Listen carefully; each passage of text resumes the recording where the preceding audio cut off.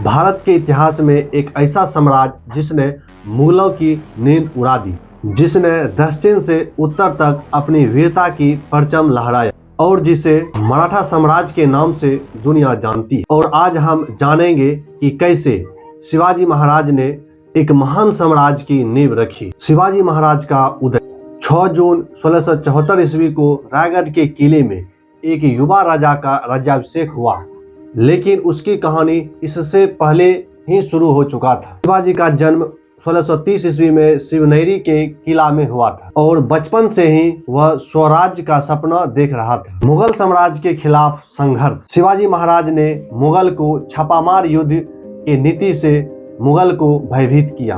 उन्होंने तोरना, रायगढ़, पुरंदर के किला पर कब्जा किया। इसके बाद मुगलों को चिंता होने लगा कि एक छोटा सा मराठा राजा पूरे दक्षिण पर कैसे तांडव कर रहा है।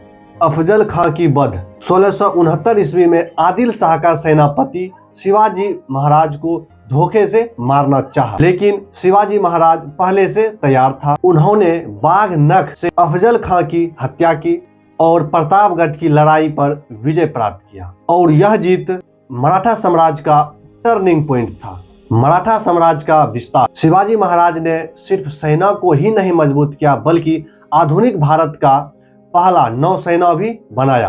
किलों पर मजबूत किलेबंदी, जवाबदेह शासक, तेज घुड़सवार आदि की व्यवस्था किया। इन सब ने मराठा को दक्षिण का एक बड़ा सम्राट बना दिया। शिवाजी के बाद पेशवा का उदय। 1680 ईस्वी में शिवाजी महाराज का स्वर्गवास हुआ। उसके बाद भी मराठा साम्राज्य का शक्ति कम नहीं हुआ। उनके उत्तराधिकारी संभाजी राजाराम ताराबाई ने संघर्ष को जारी रखा। फिर आए छत्रपति साहू जी के प्रमुख मंत्री पेशवा बाजीराव प्रथम। बाजीराव प्रथम कभी युद्ध नहीं हारा। उसने मुगल शासक की नींव को इतना हिला दिया कि उसका जो सेना था दिल्ली तक पहुंच चुका था। मराठा साम्राज्य बंगाल से अफगानिस्तान तक अपना सीमा विस्तार कर लिया था।